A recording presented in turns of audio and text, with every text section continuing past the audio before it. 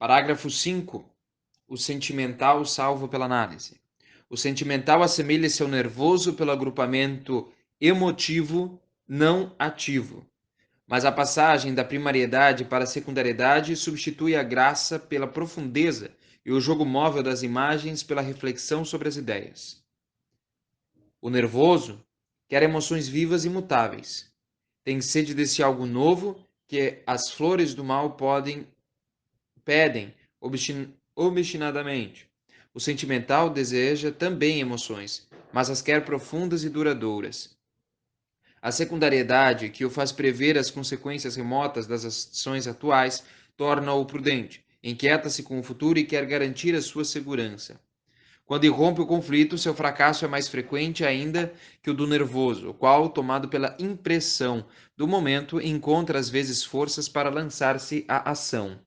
O sentimental hesita tanto que deixa passar a ocasião, e no fundo de seu coração algo se rejubila com isso, porque a ação, com todos os riscos que encerra, atemoriza-o. Amiel confessa-o, abre aspas, gosto que o acaso ou a impossibilidade me dispensem de agir. O tarde demais está de acordo com minha apatia e só aparentemente é que receio ver partirem sem mim o navio, o trem, a oportunidade e a alegria. Fecha aspas. Desenganado pelo mundo, o sentimental não se evade num universo de fantasia. Concentra-se em si mesmo, numa solidão que procura manter, se bem lhe deseja penosa. Lhe seja penosa, se bem lhe seja penosa. A vida interior, que é dele, só dele, dá-lhe ensejo de triunfar à sua maneira do conflito que o faz sofrer. O instrumento de libertação que ela lhe oferece é o método reflexivo e a análise psicológica. Esta lhe é de muitas maneiras preciosa. Primeiro, pedir-lhe-á primeiro que ponha em evidência as condições de seu fracasso e que lhe forneça os elementos e o método, graças ao qual tornar-se-á capaz de fazer, por artifício, o que os outros fazem naturalmente. É o que se chama geralmente mudar de gênio e que na realidade é apenas a utilização inteligente do temperamento que se tem para modificar o comportamento que se deplora. O sentimental que observa a si próprio constantemente é de todos os homens o que conhece mais exatamente as suas fraquezas. Tem consciência, como Amiel Alain Fournir, de sua incapacidade de realização, mas espera poder, graças à sua secundariedade, tirar o melhor rendimento possível de sua fraca atividade. É o sentimental quem compra de bom grado os livros onde pretende ensinar a tornar-se enérgico, e onde são oferecidos os meios de curar a timidez em 15 lições. É ele quem se esforça mais sinceramente no sentido de pôr em prática os conselhos que lhe dão e de fazer os exercícios que lhe recomendam. Aliás, se ele fracassa sempre ao querer tornar-se insensível, pelo menos conseguirá parecê-lo. Em geral, é difícil distinguir dos fleumáticos certos sentimentos muito secundários. Mas quantas tempestades poderá descobrir sobre a superfície das águas paradas? O psicólogo arguto que não se contenta com as aparências. Segundo, a análise reflexiva tem também valor subjetivo. Ajuda a suportar o sofrimento, dissociando-o em elementos inofensivos. Abre aspas. A dor não é una, observa Alfred de Vigny em seu diário, a 27 de dezembro de 1937. Compõe-se de grande número de ideias que nos assaltam e que não nos são trazidas pelo sentimento ou pela memória. É preciso separá-las, ir direto a cada uma delas, dominá-la em luta corpo a corpo, estreitá-la até que se acostume conosco, sufocá-la deste modo, ou pelo menos entorpecê-la e torná-la inofensiva como uma serpente doméstica. Terceiro, além disso, a análise subjetiva dá ao sentimental uma satisfação positiva muito intensa. Ele é incapaz de gostar de alguma coisa espontaneamente. Só se sente feliz meditando na intimidade secretamente. Longe dos olhares turocistas dos homens superficiais, desenvolve indefinidamente as suas análises e seu espírito encontra nisso imensa alegria.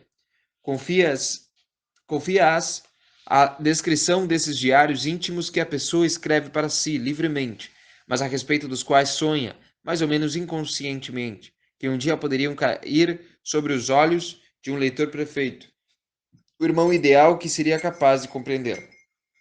Quarto, eis uma das funções essenciais da reflexão. Oferece um meio de compensar o fracasso e justificando a inação pela pureza do ideal ou rigor da exigência. Abre aspas. Há uma correspondência, escreve Kierkegaard, entre a significação de minha vida e minha dor. Fecha aspas.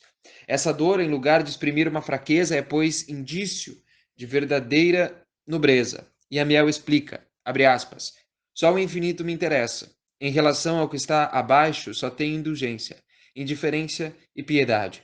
Com o meu horror à ação, empenhei-me sempre em procurar as razões para abster-me, renunciar, desistir.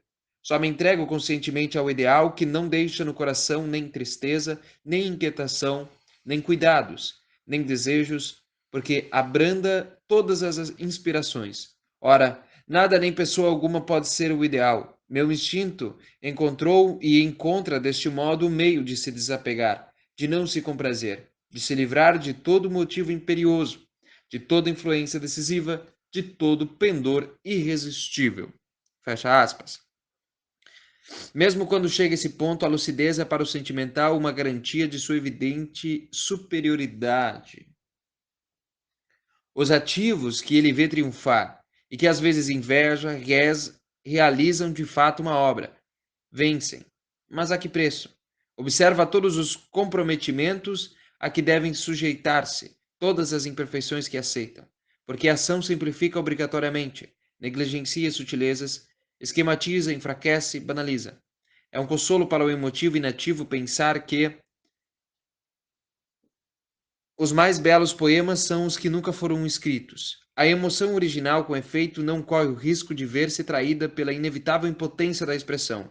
Em relação aos ativos, o sentimental tem a atitude que Pascoal, esse apaixonado, vibrante, atormentado, atribuía aos homens diante do mundo. O universo ameaça por todos os lados o homem e muitas vezes o esmaga. Mas a vantagem que o universo tem sobre ele, o universo não conhece. Do mesmo modo, o sentimental julga os ativos e o faz sem complacência. Melhor ainda, ultrapassa-os, compreendendo-os. O respeito exterior que apresenta muitas vezes o sentimental em relação aos que têm mais eficiência do que ele não deve iludir a ninguém. Mesmo quando associado a uma afeição sincera, esse respeito não deixa, contudo, de encobrir a mais severa das críticas.